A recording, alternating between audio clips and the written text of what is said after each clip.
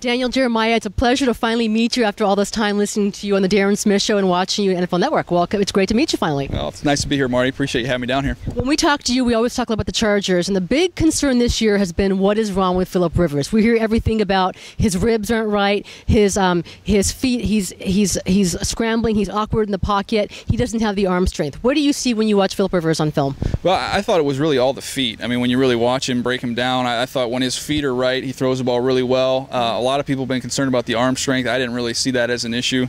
When he sets his feet, gets his feet into the throw, he can make all the throws. And the other thing was his timing was a little bit off. With all the new weapons they had earlier this year, he just didn't have quite the timing down, and we saw him kind of recapture that last week. So how much of it is about the personnel he does have in the field, whether it's a different look at offensive line? You don't have Chris Dillman, you don't have Marcus McNeil, and he has completely different type of receivers to throw to this season. Yeah, I think the one thing nationally that hasn't been given enough attention was the injury to Vincent Brown. I thought that was really big. You take him out of that equation, that was a nice comfort player for him. You saw him last week get back to Floyd, you saw him get back to Gates. He's kind of going back to what's familiar, and that's where his trust lies. And I think if they can do that, protect the football, that's going to be big for this Charger team. Do you think he has enough talent to get him through this season? Is there enough time? I mean, you're at the halfway point of the season. Is there enough time for him to fix what's wrong with the Chargers? I think so. I don't think the AFC is really running away from anybody right now. I think there's a lot of parity there. I think Denver's going to be tough to catch just because they've made it through the meat of their schedule already. But I think in terms of a wild card position, I think, yeah, this team has enough talent to get that done. Another team that's been under scrutiny, that would be the Philadelphia Eagles. We saw what happened with Michael Vick getting sacked, 7 times, running for his life, taking a pounding.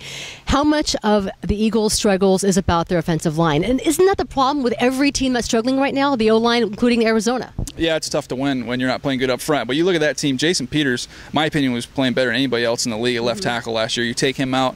Jason Kelsey, their starting center, is a really underrated player. You take him out. And then Danny Watkins hadn't been playing well this year, but he's still a starter. So now you're having to go with 3 guys you weren't planning on playing with. They're really hurting up front. It's very obvious. My question is, I just don't understand why they're not running the ball more. We saw last night LaShawn McCoy just gashed the Saints in the first half, and they kind of got away from that. So I think if the Eagles are going to find their legs and get this season recovered, it's going to have to come from LaShawn McCoy, not the passing game. Okay, right. And there's a lot of good teams in the NFC, it seems. In the AFC, it seems to be more up for grabs. Who are your 4 elite teams right now at this point of the season?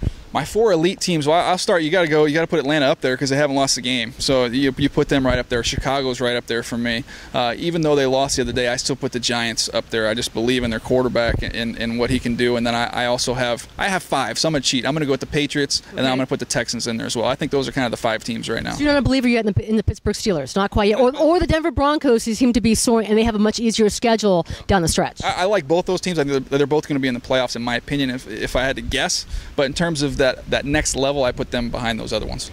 You're a San Diego guy. You grew up cutting up sound for John Quintero, Padres postgame sound. Can you explain to the San Diego audience why you're wearing a Boston Red Sox hat? Well, there's a couple of reasons. First of all, my wife bought it for me, okay. Just because that's the most important reason. We'll start there. That's the reason. I'm not a Red Sox fan. She bought it for me. Secondly, my son played on a Little League team. It was the Padres, and the hat got really, really dirty and really smelly. Yeah. And this being my first time down here to meet you guys, I didn't want to bring my smelly hat. So I do have a Padre hat. I am a Padre fan. I can attest to that. So it's about making a good first impression for us today. Yeah, you got to make a good first impression. You can't come down here smelling real bad. All right, real quick now. Okay, you started cutting up post-game sound, Padres sound for John Quintero. Can you take us through, how do you go from that job to becoming an analyst for the NFL Network? Well, I took a detour for 8 years and scouted in the NFL, so that had a lot to do with it. But I mean, I always wanted to do broadcasting. I majored in that in college, and then I played in college, and I went on and took the scouting route and did that for 8 years. And then I just decided, hey, let's give this media gig a shot. And fortunately, I had a good opportunity waiting for me. So easy. Thank you.